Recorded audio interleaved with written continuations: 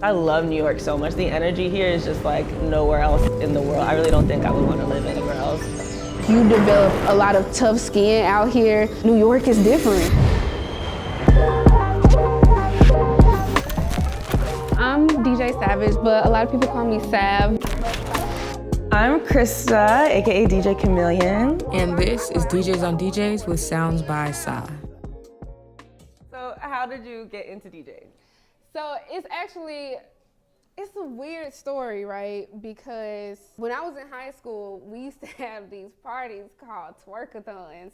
I know it sounds so crazy, but love it. Like we had little teen clubs or whatever, but for the most part, like the seniors or whoever that was like lit in the high school, they would be throwing their own parties and it would be called twerkathons or whatever.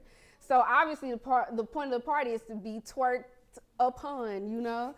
And so like me and the homegirls, we would go whenever we could sneak out and get over there. You know, everybody lies, so you going over here and then we staying the night, but really we finna go out. We go to Twerkathon, yeah. And so like, it was always either twerk or shoot 'em up bang bang. And it was like, listen, if you really want us to be here doing the twerking, we gonna need a little something for us to sing. For the girl, exactly. And so I used to like submit little songs like, can you put this in between the Chief Keef at least once? Like, can we get something? A little something. And so I just like kept like giving them song suggestions to the point where I started making CDs, because at this point we were still kind of like doing the little mix CD to figure out what songs was what. Yeah. And so they started, you know, using my suggestions to the point where people was like, can you make me a mix or whatever.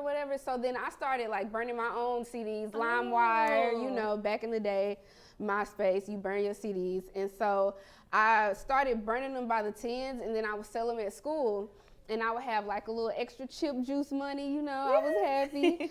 And later my family was like, you know, you really DJing without the equipment, because you're like curating these like listening experiences for people. Like they're using your stuff to drive to, clean up to. Like if you get some equipment, I'm sure that'll be like your next step.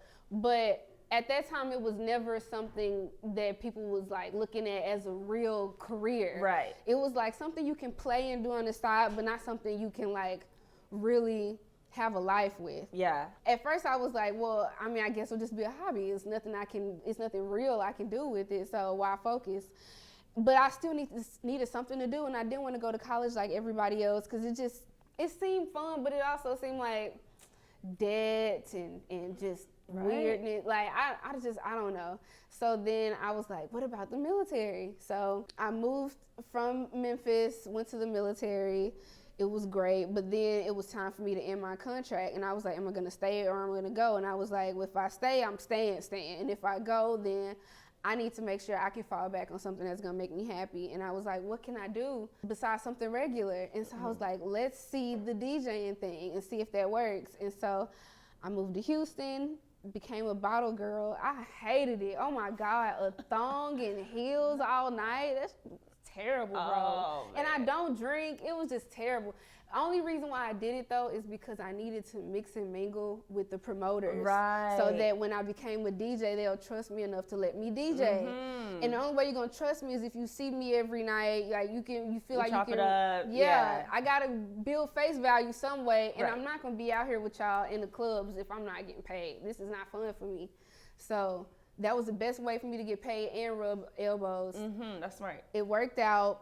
The day that I told everybody I quit, everybody was happy.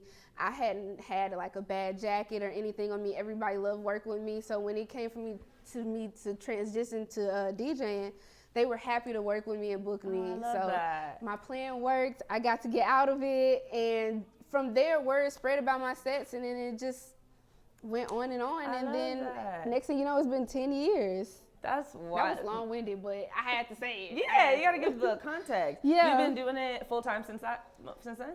Yeah, wow. even when I wanted to stop, they kept calling, so I just was like, I'm just gonna have to go full force. Wow, why do I relate to that so bad? Even when I want to stop, they keep calling. But you're a baby DJ, I know, I just started. So you tell me how you got started. Yes, I'm new, I'm a baby DJ. So I'm just the type of person to always try a side quest. I'm always doing a new thing. Like I have my photography phase, I have my podcast phase, I have my digital art phase. I'm always like trying a new hobby, so I think DJing was just the next thing I was curious about. But I really had never thought about it until I moved to New York, I moved in 2020 in the like dead of the pandemic, which was an insane thing to do. That's crazy. I can't believe you did that. I don't even know. Girl, I moved in with 3 girls I found on Facebook that I had never met before. Apartment sight unseen. Girl, you know, that sounds so scary. It was crazy. And no job. Mind you, no job. I lost my job because of the pandemic. So, you know, everything happens for a reason. If it's ordained, it's ordained. You know what I'm saying? So I came here, and then when the world opened back up, it was my first New York summer as an adult. And I fell in love with nightlife. Like, I fell in love with the way the DJs were driving the culture. I'd never seen anything like that. I don't think LA has a culture like that. So I wasn't experiencing that. No offense to LA, but not in the same way that New York does, and I wasn't really experiencing that in Ohio either. So I had never just seen like how influential DJs can be in shaping the culture of like a city and environment. Like, there's certain songs that if you play them, I'm instantly transported back to summer 2021, and it's because these DJs like curated such like a soundscape for my life at the time. So I just thought it was dope. I just thought all the DJs were so cool. Made friends with a lot of them just casually, like not even thinking, oh, I might want to DJ. I just happened to make friends with them. So you could throw a rock and hit a DJ. You could throw a rock and hit a DJ, exactly. So I had a couple friends that were DJs. Some of them really, really successful ones out here. So I was lucky that when I decided it's something I wanted to try, like I think it was my boss that I was curating a playlist. We were like at a work retreat, and I was on the aux, and she was like, you should DJ. And I was like, thought about it for a couple months, got myself a controller. It's like 2 years ago now. I got the controller, I started learning. So yeah. From a person or from like YouTube University?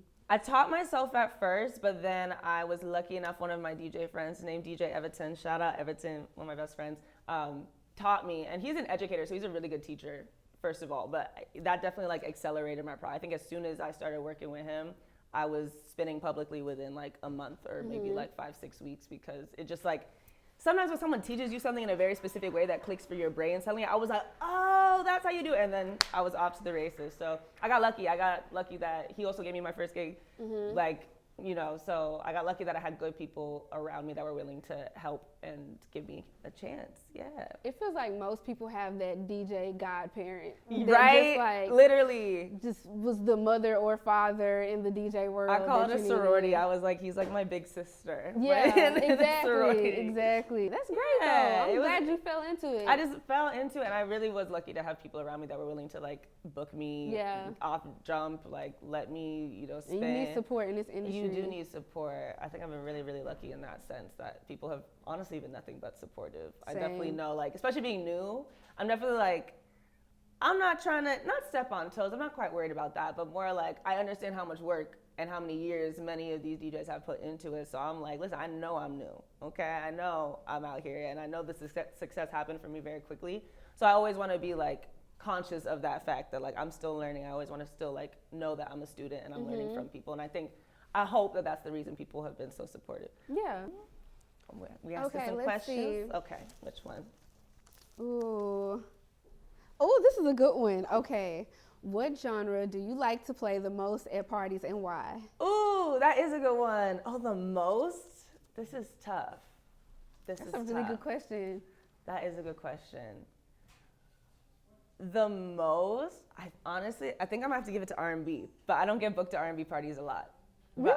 I don't. It's truly my genre, like bread and butter. I learned off Afrobeats, so Afrobeats is probably the genre that maybe Afrobeats and hip hop is probably what I'm most known for playing. But R&B, my R&B knowledge is deep. Like that's my genre. I feel you. And so every time I get a chance to play R&B, I'm happy. Yeah. So I think I'm gonna say that's my favorite because I don't get to do it that often. But secondary Afrobeats because I love Afrobeats. I always love Afrobeats. Afrobeats is fire. It's fire. You can play Afrobeats anywhere. Anywhere, exactly. Almost any event, it's acceptable. Exactly. Like, I love R&B. This is hard. It's hard, right? Because I feel like a lot of people know me for R&B. I was a part of R&B only for 3 years. Okay. Well, 2 going on 3 years. And I toured the country playing R&B, like, you know, for a while. So people know me for that. I don't know, maybe it's the Southern in me, but I could go into a nice trap mode. Okay. I could go into a nice trap mode. Yeah. I feel like that's another strong point for me.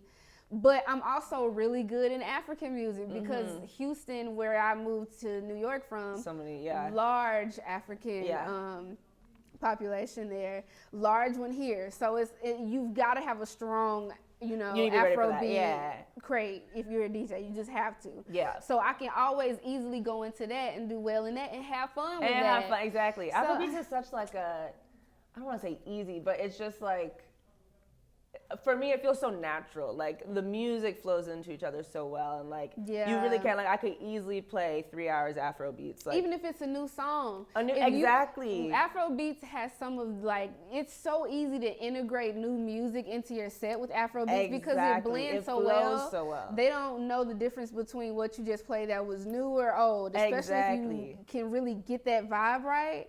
Yeah, I love that about it. And even if they aren't familiar, people will give it more of a chance because it's Afro beats versus if you playing a new R&B or a new trap, they're gonna be like, they're like, what is this? But Afrobeat, they'll just be like, we can still move, so it's good. Exactly. Oh, maybe Afrobeats is my favorite. I don't know. It's hard. Now that's why it's hard because now I like is in my favorite. Right. I don't know. And I definitely also feel like I'm open format, or not feel like I am open format. Like in any set, I might play Afrobeats, hip hop, R&B, disco, and house in the 1 hour. Exactly. I'd be running around for an hour. I enjoy a nice disco house.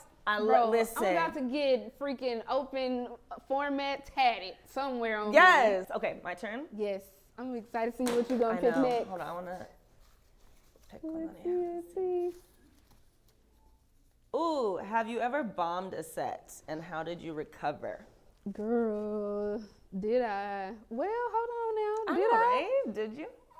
It was this one club, and if you're from Houston, you would know this club, but it was called Engine Room, and it was one of the biggest clubs. And because the Bottle Girl stuff had worked so well, when it was time for me to start DJing, they was like, well, we're going to put you prime time. And I told them, I was like, I just started. And they was like, nah, you opening up for the headline DJ. First 2 hours is yours. And I was like, bro, I thought I was going to like shit a brick. I'm sorry. I had to say it. Yeah. Like, I was so nervous because this was the same club I had just done bottle service. I know what they expect. I know what Power Hour should sound like. Even though I'm not doing Power Hour, I know what it's supposed to be leading up to that. Right. And I'm like, do I have the chops to like keep these people entertained until the main DJ gets on? And I don't club or party. I don't even like enjoy this atmosphere if I'm not working. So it's like, oh my gosh. So the very first time I did it, it wasn't the best. They didn't like clear the room, but it was a lot of feedback. And they was like, I don't know about old girl. I don't know about old girl. She wasn't playing what we, you know, she was playing this. And so I remember receiving the feedback. And because they love me so much as a person from being a bottle girl, they was like, we're going to give you a few more chances. We know you just started, so don't worry about, you know. Yeah. Which I'm so thankful for. Yeah, that's like, what you learn. They put me up there, but they gave me the room to grow. Yeah. And so honestly, I took it in and I took it seriously. So by the second time, I was prepared and it was way different feedback. And from then on, I just got stronger and stronger. So I really want to say that first real time. Okay, yeah, that's a good time to do it. Yeah. And then you learn from that. Yeah. Have I ever bombed a set? Honestly, I feel like, no, I'm my own biggest critic, so I might leave a set feeling like it wasn't that great, but then I always get feedback like, oh, I loved your set last night, and I'm like, damn, I thought I was terrible. Sometimes like the technology's not where, you know, the equipment's never working, and like stuff like that might throw me off, but I think, have I ever bombed? Okay, yeah. Be honest, girl. One time, I was at Kind Regards in the city, and you know how they book like a whole lineup of DJs, but it's not really like, they're not booking DJs in the same genre sometimes. So I pull up, I'm playing upstairs this time, and I pull up, and the DJ before me is like electronic music, like house, electronic, okay, which is cool, but I do not have that bag. I don't have a deep crate. I maybe have like 6 songs I could play you at this point. At that point, 6 songs at that point, I didn't have, like, I was not prepared. So, and the crowd was loving it. So I was like, oh, I don't know what's about to happen when I come on with my little Afro beats, my little hip hop. But like, they didn't give you a genre to play though. They did not tell me what genre I was supposed to play. It was, I think, just open format night. So I tried. I would because I also like to make sure I'm transitioning smoothly from the DJ before me. So I tried to play like my little 6 songs that I had in house music. They wasn't feeling it. The dance floor cleared completely. That was like your reset period? Yeah, I was trying to like fade into the dance floor empty. I hate a hard reset because it's like I gotta do it. Okay, they're gone. I'm here. I said, oh my God, they left. I was like, they all just left. I was embarrassed, but I was like, what can you do? They didn't tell me I had to play house music. I don't play house music. If they had told me that, I would have told them no. So I was like, listen, all I can do is show up and play what I play. I'm sorry that they didn't like it this time. Listen, everybody has had a good room clearing moment. Yeah, okay? I was like, okay, you need it. I needed to be humble. It's character development. It's character development. Okay, okay. Take it on the chin, grab your L and go. All right. Yeah. So, we're both girls. For the girls. Yes. So have you had any challenges as a female DJ in this industry? Not as much as I would have expected if someone like asked me about it before I started. I would have assumed that it was, very much a boys club and it'd be hard for me to like get either respect or get gigs or whatever. And I do think there are elements of that. Definitely, whenever I see a lineup and it's all men, I say, y'all don't know any women to put one on this lineup of 6 DJs. Come on. Girl. But I think been really, really lucky to have really supportive men and women like in my corner in this industry. So I really haven't experienced as many challenges, specifically being a woman. I think being new, there's challenges, and also being my social media presence, I think is a big reason that my success happened so quickly. And I think I run into challenges, maybe it is because I'm a woman, where some people maybe don't take me seriously because they like think I'm a TikTok DJ or this, that, and the third. I'm like, I was DJing in the real world before I ever made a TikTok. But anyway, I think maybe I faced some of that. It could be because I'm a woman too. Mm-hmm. Little both. Where you never know. You never know why someone's but throwing it's in a there little somewhere. Shade. And the other thing is like, I think I tune the negativity out pretty well. Cause I don't really even be knowing about it. I've had comments before, people who like are friends or colleagues in the industry and stuff, where they're like, you always gonna have haters, blah blah blah. I'm thinking, who hated? Where are the haters? I don't know about the haters. I didn't know. So maybe there's things going on in the background that I'm not aware of, but I just try to like focus on what I love and focus on having fun, and I work with people I like, and it's all a good time. What about you? I actually, you know what, before I even get to, I like what you said about the hater thing, because I feel like I've never been a person, how people like, you're not doing, something right if you don't have hate. I've never needed haters to thrive. Exactly, like, I don't need to feel people hating me to like do better in right, life. Like, I'm gonna prove them all wrong. Why is that motivation? I actually do better when I have supportive people. Like, why do I need to be like accumulating people who want me to do trash? That would stress me out. It's not motivation. It's not motivating at all. I'd be stressed. Like, what? Yeah. But to go back to like any issues I faced being a woman in this industry, honestly, I feel the same again. Like, I actually anticipated like having drama or issues because of me being a female. I was ready. Like, what we about to do? Because I'm gonna be in here. So if it's gonna be surprise, present yourself now. So we can get this out the way. But honestly, a lot of the men have been very respectful, have been like super informative when it comes to me having questions about equipment or just like the industry as a whole. I get booked frequently. People respond well to my sets. They do good business with me for the most part. Sometimes I do have to put my foot down as a woman to let people know that like, just because I'm doing a creative career doesn't mean that I'm gonna play about my money. And just because I'm a woman doesn't mean that I'm gonna automatically accept what you think I should have versus what I'm worth. So I make sure I lay that conversation down, but I try not to do it in an emotional way. I try and keep everything very professional, but also firm. Like, don't play with me. So, and I think because my demeanor gives, don't play with me. A lot of people don't play with me. I love it. Like, Exactly. I don't give like, oh, she ain't paying attention. She don't know what's going on. I don't give that. I give, I know that we know, and let's get it together. So I normally don't even have to go there with people. And when it does come up, it's ways to handle it. And that's pretty much been what it's been. And even with my girls, I was like, okay, so the guy's not an issue. Girls, what we doing? But girls have been so like great to me too. Exactly. It's been like nothing but positivity on both sides. I think the most negative thing I have to deal with sometimes, and I think this is just a woman thing, not even the fact that we're DJs, but like, sometimes people are in the industry that book you or just are around DJs. they either want to date you or whatever. And when you're not trying to go that route and you want to keep it professional because this is your career. Exactly. Then, you know, some things can be withheld, or, you know, just, they just don't look at you for certain opportunities because they know that you're not going for anything other than professional. Right. So you get around that, but if you have the skill of what you're doing, then that normally trumps the Speaks BS. for itself. Exactly. Eventually, people that heard whatever they heard come back around and they book you because they realize what's real and what's not. Exactly. So that's a good point. I did experience a little bit of that when I first started, when I was just learning, because I was a little naive. Like, anyone who wanted to offer me advice or help, like, I was accepting it. But then sometimes they'd be like, "Oh, you want to come? You know, we should get in the studio." And I'm like, "Wait, you want to come practice? Is this supposed to be in my apartment, in my bedroom?" Right. I said, you know, actually, maybe I don't. Maybe. No, Diddy, I don't. No, I don't. Like, no, bro. Oh, I went through that. I went through that and I put my foot down early. Yeah. Especially in Houston, I was like, early. Right. Bullhorn. She's not the girl. I'm not Don't doing call that. me if it's no money involved. I'm not doing that. I'd be very paranoid. I'd be like, wait. And they took heed Never mind. and they didn't play with me, and everything has been good. Exactly. I love that. Okay. Let's see what we're going with.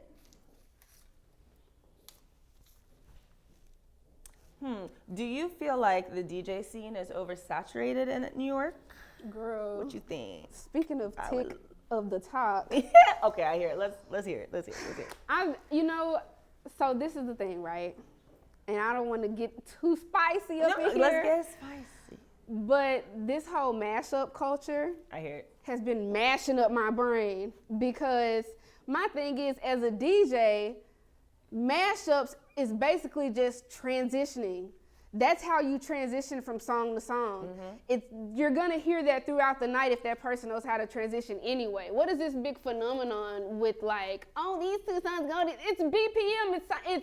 It's science. Like, of course they sound good. It's the same BPM. You didn't really need that as a standalone track. And why is the fact that you can add and put these two songs together, put it on a video, and now you deserve to get $50K a booking? Like, I'm not hating, but, like, what are we really celebrating here? And then when you book a lot of the TikTok mashup people in real life, and you go and you try and get that same experience in person, it's trash. You spent all this money to get this big social media person here, and you should have went and got old dude down the street that's been tearing the house down for 5 years straight. Like, I just feel like, I don't know, social media really has, like, diluted the real art of DJing. And I'm not saying that there aren't people out there making content that are not great DJs and they just want to share some of their mashups. I get that too. But if you came up just off of, like, I've only been DJing in front of a camera and then now I'm over here and I feel like I can tell other DJs what to do or whatever, no. Yeah. No. I hear that. My take on that, because I am one of the DJs that's posting the mashups. I love a good mashup. I also agree with you, though. It's not that difficult to do, and actually, it's not difficult to do. And then sometimes still people aren't good at it, and I'm like, how did you? This is not that hard. Why does that sound terrible? It's not even in the same key. What's going on? Yeah. Like, let's But I do think. And I'm a social media strategist, so social media is just like my career outside of DJing. So I do have, like, I feel like it's democratized a lot of things, a lot of spaces, like, especially the music industry. Artists can put their things out there on TikTok, build an audience there, and then they can find success in ways that were gate-kept otherwise. I think the same is true for DJing, but I do think your talent should stand outside of the social media. But I don't necessarily think it's a bad thing that people are growing audiences through social media. Now, does that give an excuse to come and, charge more than you're worth or try to tell other DJs what to do? No, I really don't think any DJ should be trying to tell other DJs what to do in the first place. Everyone has their own lane, everyone has their own skills. Facts. I don't love to see the hate that people who do post social content get, because it's fun.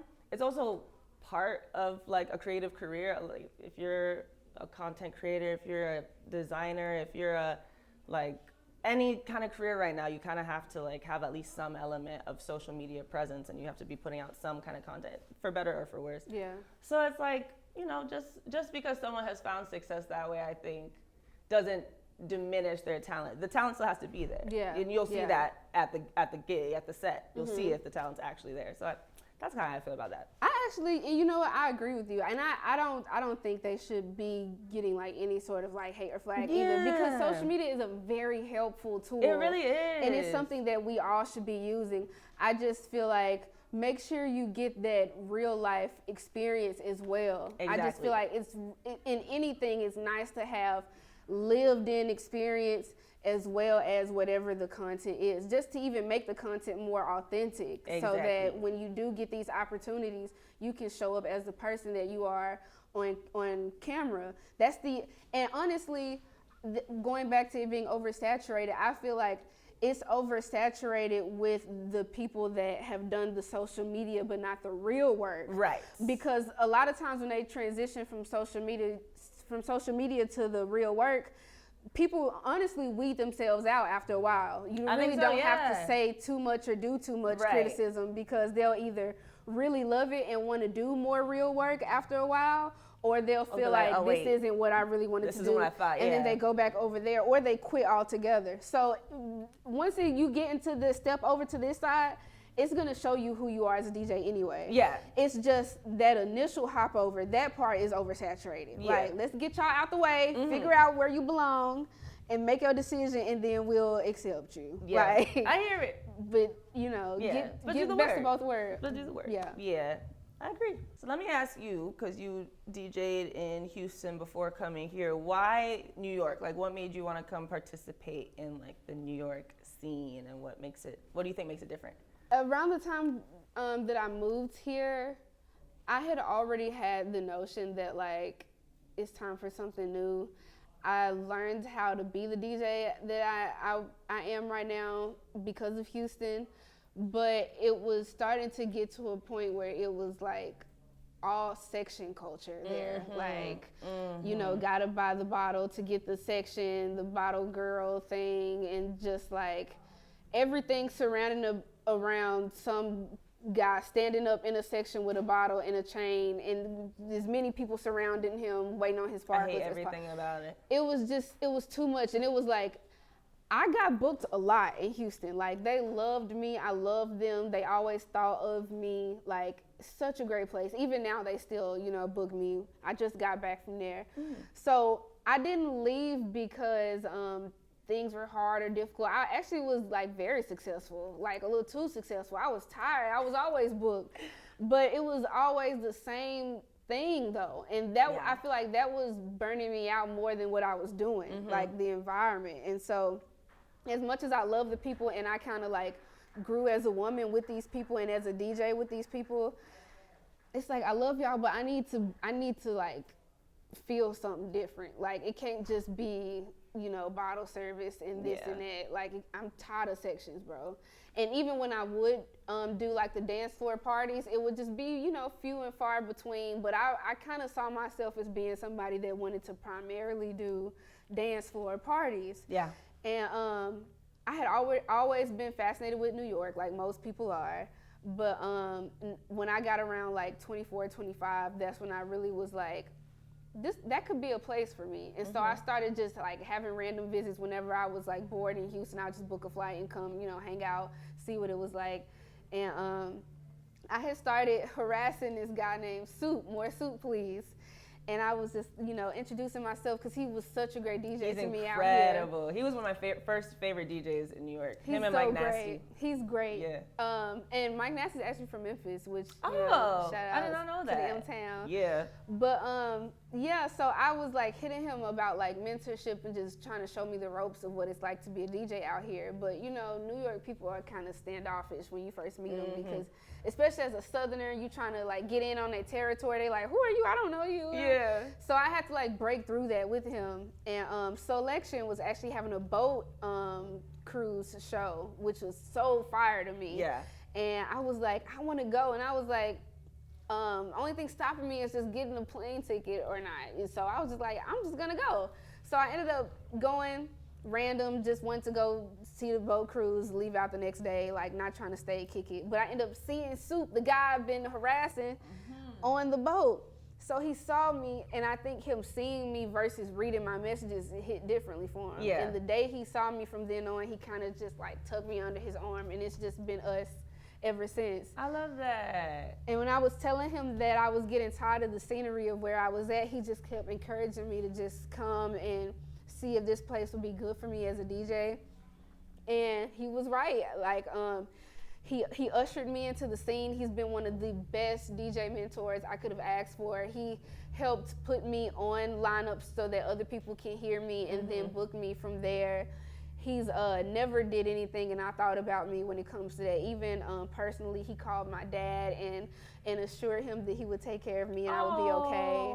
So like little stuff like that made me feel like it's okay to come. So I love that. I came and I haven't regretted it since. I love that. It's been great. But what brought you here? I need to hear that. What happened? I just love New York. I was born here. I always intended to move back. Living in LA every year, I was like, next year's the year I moved to New York. When the pandemic hit, I remember like crying and being devastated because I don't know why in my mind I was like, I'm never gonna get to New York. But then I think the pandemic made a lot of people realize that they just have free will. And I was like, I'm just gonna move to New York. So I literally did. I had lost my job due to the pandemic. So I was in LA paying rent, looking for a new job. And I was like, if I'm gonna be paying rent in a city, I might as well be paying rent in a city that I wanna be in. So I saved up a little bit, couple months savings. And I was like, all right, I'm giving myself like 3 months. If I can get to New York, find a job, I'll stay. If not, we'll go to Ohio, we'll regroup, and we'll find something else. Found a job within a month. It's been, Look at God, it was meant to be. It was meant to be, truly, and I've loved it ever since. I love New York so much. The energy here is just like nowhere else in the world. I really don't think I would want to live anywhere else. It's just my favorite place. I think nightlife is a big part of that because I've never experienced a nightlife scene like the one here, especially the African community. I think that's something that really, that's what made me start DJing in the first place, is specifically Afrobeats DJs, but just for the first time being in spaces surrounded by like diasporic Black people. Like I didn't have that in Ohio. There's a lot of Africans in Ohio, but I didn't have that in my larger space. I didn't have that in LA. I worked in Hollywood when I lived out there, so another very white space that I was in. So moving here, remember my first Everyday People party? My mind was blown. Girl, same. I could have cried. Listen, wait, I gotta say this, girl. I gotta say this because I know this is Chris Brown's fault, and I don't take any responsibility for it. This was on him.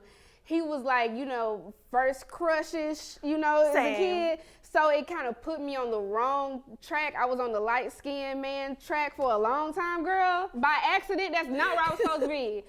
And so I knew, I'm like, I don't want no more pink men. I'm done. I'm over the pink men. But I didn't know I was like, what am I gonna do next? Cause I want a Black man. So when I moved here and then I went to my first Everyday People and I saw all of the chocolates. They're outside. I have not looked back They're outside. since. I was like, wow, The diversity here, girl. Exactly. Girl. Like it's Caribbean, if it ain't East Africans, it's what it's so cool. And I never experienced that. It really like opened me up. I feel like I've really blossomed out here in that environment. So I think that's what I love about New York. And I'm lucky that this is the city I learned to DJ in. I think I'm learning from the best DJs in the world. Oh, that too. I'm learning from the best DJs in the world. Like I'm forever gonna be cold because this is the city I cut my teeth in. You have such close proximity to like greats. Yeah. Like I remember I got accepted into the Serato Academy a few years ago. It's actually the year before I moved. The summer before I moved, we were actually in classes. It was me, Ken Dollars, Fly Jerian, Showcase, DJ Sage, the one who did the Gotta get to know the night. Yeah. It was a really cool class. Yeah, of that's people. sick. And DJ Dilly and somebody from London. It was like a hand-picked group of people that they put like through a DJ college course type of thing. Yeah. And I remember like in that I was like, I don't know, what it's gonna be like out there or whatever, or what to even expect, but I just feel like that class kind of like set us up for how to market yourself as a DJ and all that type of stuff. But I remember all of us was like, what's next for us? What's next for us? And then it was like everybody just started popping off doing Everyone you listed, stuff. yeah, it's fire. Sage, Fly, Show, like everybody has done like big stuff. So I was like nervous about coming and who was I gonna be in this type of place.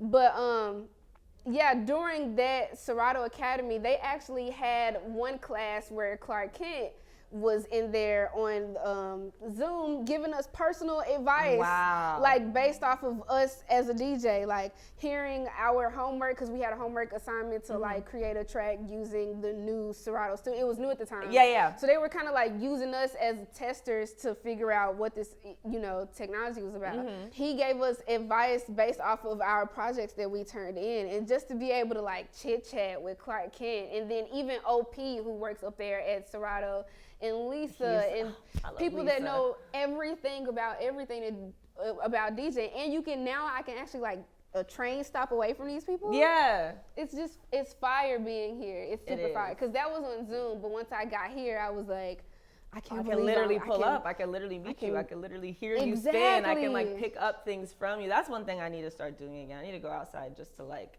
hear people spin and hear people like how they're approaching it, because I think getting booked so regularly, I'd be tired too. If I'm not working, I'd be wanting to sleep. But I really do miss that. Yeah, but I do miss like going and like being mind blown by a DJ and going and be like, oh, that was sick, that was cool. I do miss that experience. So we need to go outside again a little bit more. We could go together. We just a little bit. I'm okay. You know what? I do think I'm prematurely stepping into my auntie-nism. Okay. You don't have to be aunties yet. I welcome it a little bit too much, but maybe I'll step back and go out a few times. I've never been that girl though. Oh yeah, you said you don't really enjoy it. Which is weird, because it's like, how are you a DJ but you're what makes not you about that life? Be a DJ when you're not really like just the music. You just love the music. It's like I just happen to love this, and people who love this and do this, they make money here. Yeah. And that means I have to be here sometimes. But if I'm not in the booth, or like there because a person that I know that is spinning made me come, I'm not gonna be there. It's so hard for me to mix and mingle as a DJ. But every year I say this is my year, but this year is really my year. I'm gonna do it. Pop out just a little. I'm gonna do it. I'm gonna do it. I think we have some more questions. Okay, that's a good one. What is your biggest DJ ick? My biggest DJ ick. Actually, this just happened to me. Wow. I was DJing somewhere, and I walked up. I think I was like second or third in the lineup or whatever, and so it was a perfectly fine CDJ there that I could have set up on, but then it was a controller right next to it. And I guess because they were still iffy on how to switch back between the CDJ and the controller, they were like, Sav, you start over here on the controller, and then the next DJ will just be setting up on the CDJs after you. And I'm like, well, I want the CDJ. Yeah. But I was like, whatever, I'll go with it. And so I'm getting set up, and I'm already fully, computed the laptop with the equipment. And then I look down, and there's no knob on the fader. Yes, so I'm like, it's nothing but the little metal piece that sticks out. I've seen that, yeah. I'm trying to I'm like, and so the transitions are sounding like butt cheeks. Yeah. Like it's well, it's not terrible. Like, but for I'm you, never gonna let what that it should sound like. Yes. So little moments that are normally perfect for me are now like awkward and sound weird because I don't even have knobs on the equipment. I hate ratty equipment. Yeah. And I hate when people know it's ratty, but they just expect you to like work around the most shittiest of equipment. Like I know that none of the lights work. Exactly. Like, I know the left deck don't even work. You can just mirror it. Yeah. What do you mean? Or they don't even do that. They just have a great set. Like patch on the back and then leave. And it's like, okay. Don't even work. Terrible equipment is just it's the biggest ick of all. That is an ick. Yeah. What about you? What are your biggest DJ? Honestly, maybe it's just because I'm new. One thing I drilled when I first started was my transitions. My transitions are always, you're never going to say I had a trash transition, unless I'm dealing with some like equipment malfunction stuff. But it's really important to me to just transition on beat, like things that sound obvious. But I be going outside and I be hearing people sometimes, and I'm like, you weren't even worried about making sure this was on beat. You weren't wasn't worried. You weren't even pressed to like make sure the two songs flowed in. And isn't that our whole job? Like, isn't that the thing we're supposed to be doing? So how are you out here and you're not even worried about how the songs are flowing into each other? Or the ones who don't even bother transition, they just drop. Boom. Drop. And it's drop. Like what's going on? And the average partygoer does notice. Like, it's not just DJs that notice. The average partygoer, you can see it on their faces. They get jarred. They're like, because they be like, messes the flow up. And then it's no talking. It's just nothing. They be dancing. Then you go, and then they look at each other. They be like, what happened? And you think just because they went back to dance, it's okay. And it's like, no, they just adjusting to you, idiot. Exactly. Like, and they're going to remember that. They are. So I think that's ick of mine. Just like, that's our whole job. Like, why you skip that part? Why you skip that part? And I have another ick. It's not a DJ ick though, because honestly, I don't have that many DJ icks, because I think everyone should just do what they want, and everyone should be happy, and everyone should just, if they would like some, I'm not going to yuck your yum, but my ick, this isn't really a DJ ick. So you know the rise of like filmed DJ sets with the party goers in the back? Yeah. I have my thoughts on them in general, but my main thing that I really hate recently that I noticed, the people in the back be doing entirely too much. Just so that they could get a reaction, so it zooms in on them for the set. Oh, and they're making like the most dramatic faces. I see them dancing extra hard in the back trying to get their little moment. It is so cringe to me. It's so embarrassing for me to watch. Like, I want to actually see people's real reactions. Like, I don't mind those film DJ sets, but like everybody in the back acting, y'all are irritating. You know what's crazy? I had an issue with that one time before. One time I was at one, they had already told us before the next DJ went on, like, we need energy back here, you know, we need to do a look, you know, right.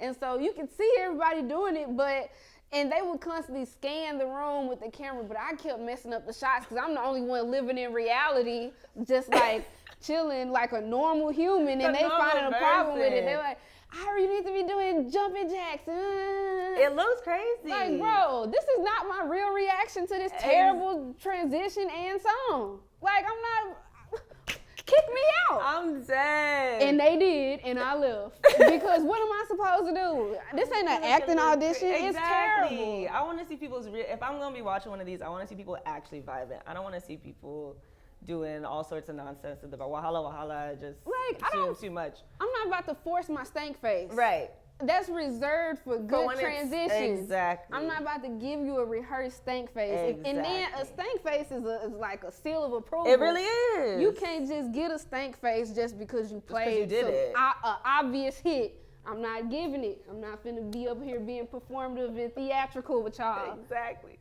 Did y'all like the set or not? That's my ick. I don't like that. I feel you. I feel you. Start being normal. Did you want to ask that one? I think she gave us. Did you already do this one already? I think I did this one. Oh no, I didn't do this one. Okay. Ooh, I think I already talked about mine. But do you remember your first gig and how did it go? I do remember my first gig. It went so well. It was at Lovers Rock RIP. Yes, I heard. I'm sorry. Oh, my heart is actually, because Lovers Rock is where I learned to DJ. Like, I had a weekly there before y'all closed I had down. a weekly as well. I had a Tuesday night. Okay, let me back up. So Everton, the DJ who took me under his wing, decided I was ready. He had a weekly Tuesday nights at Lovers Rock, so he decided to let me come on as a guest DJ for like my first gig.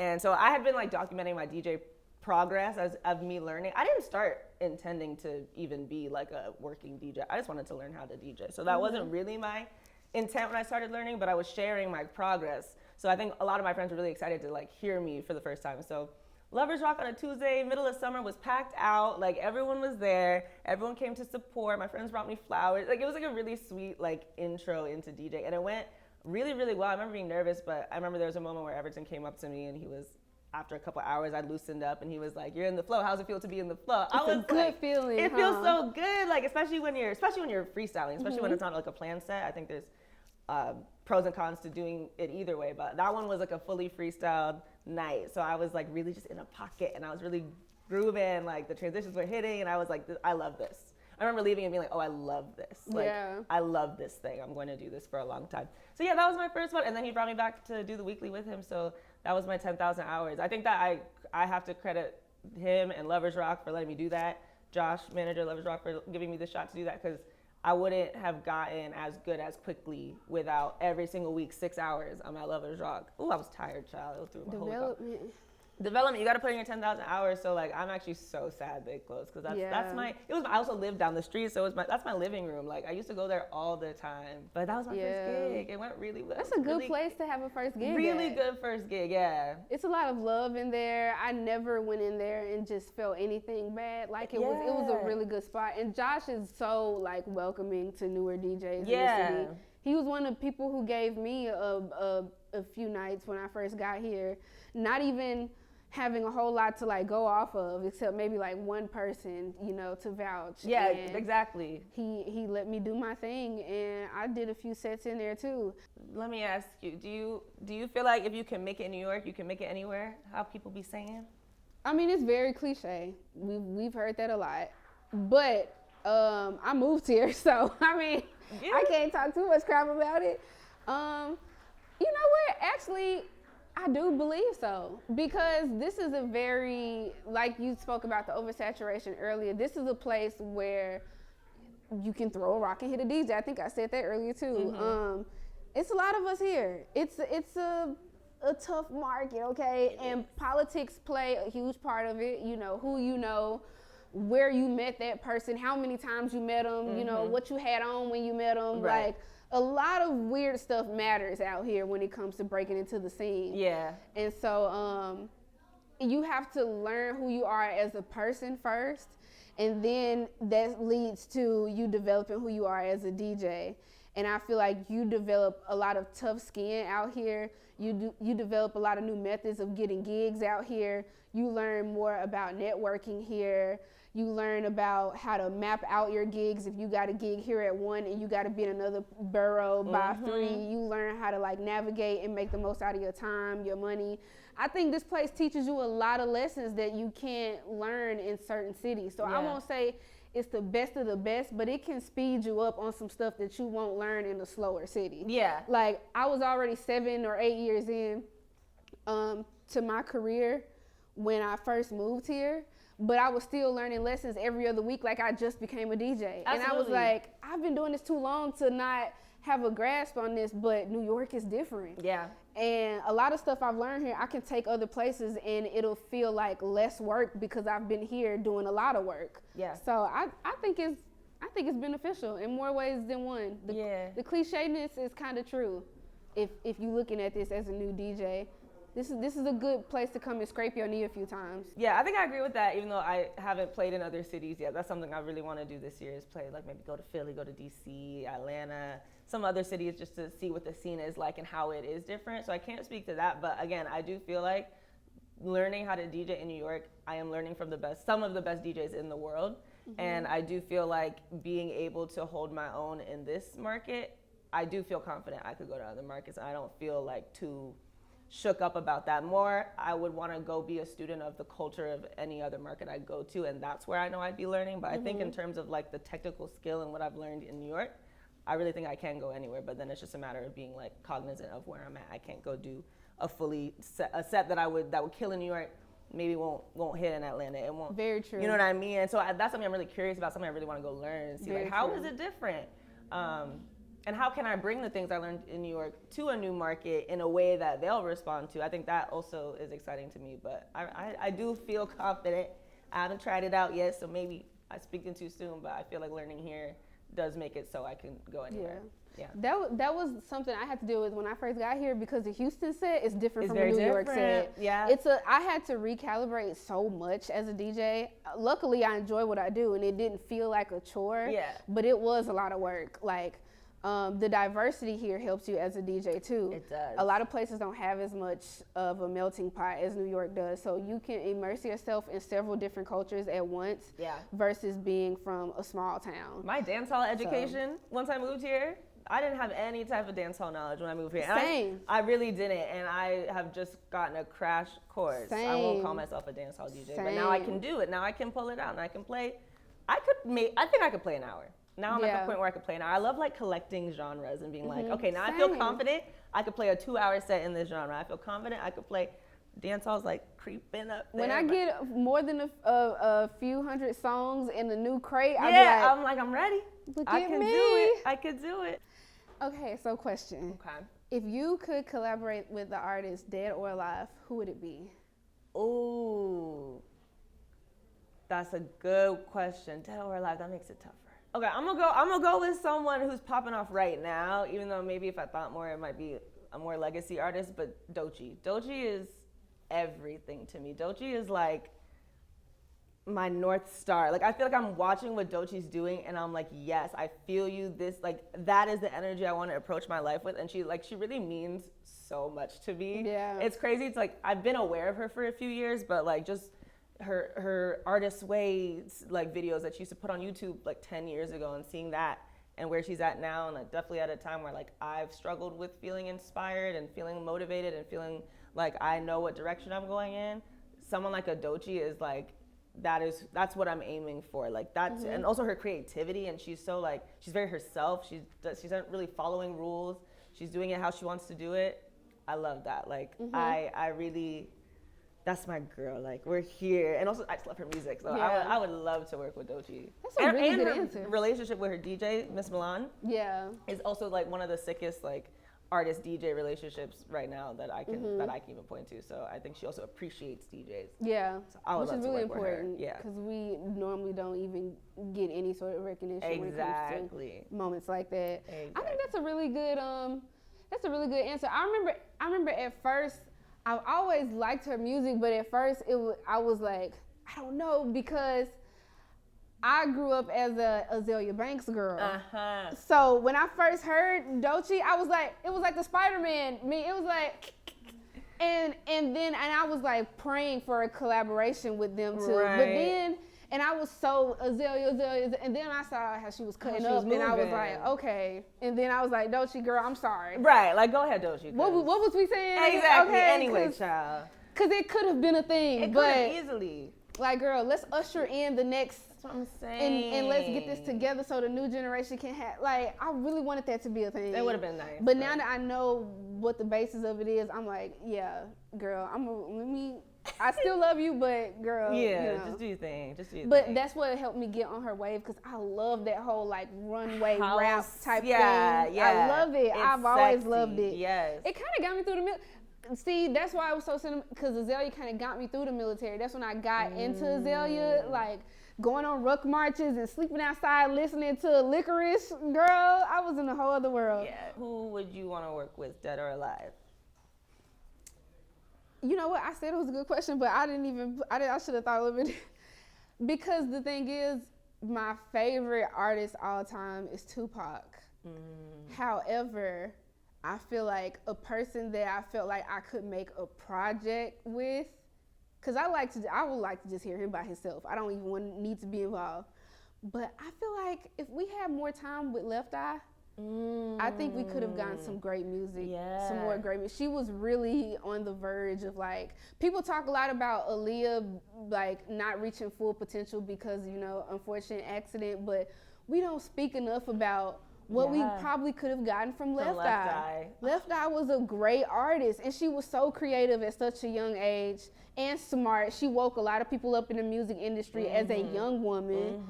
I think she was in the middle of finding herself when things went wrong. And I just really felt like if we would have gotten back a happy, healed Lisa in the States, and she had been ready to create again, it would have been. I think she probably would have given us something good. So I would have loved to like do like a little something with Left Eye. Oh, that's such a good answer. Yeah. That's such a good answer. Yeah, she was that girl. Let's give her flowers. I like that. Okay, so where can the people find you at? Ooh, I'm glad you asked, girl. So, okay, I'm trying to be a social media girl. Please don't, But you can find me on Instagram, pretty much on all my platforms that mean something. It's gonna be DJ Savage 901.